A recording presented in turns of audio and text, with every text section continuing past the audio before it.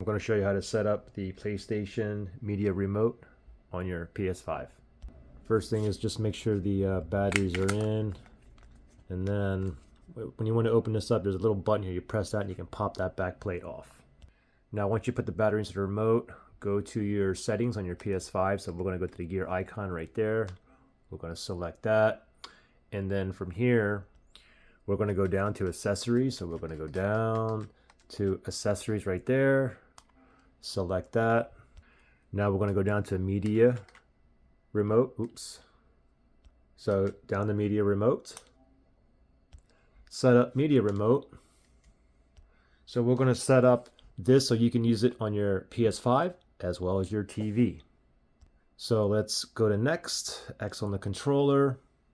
Now we have to pair remote. So what we're going to do is we're going to hold two buttons. Okay, it's going to be these three lines right here and the PS button, these two. Okay, ready, set, go. Hold them both down.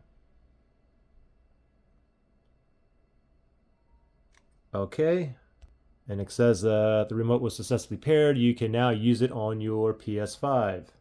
Next, we're going to set up the remote so we can use it as a TV remote as well. Now we can use the remote. It's on next. Let's go ahead and go next. Checking your TV.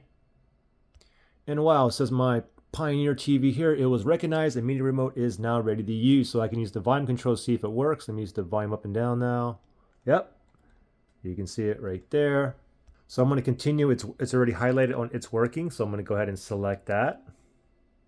And there you go. We're all done. You can go to media or you can just go right to done. And there you go. And let's see if it turns off the TV. TV button there. Oh, looks good.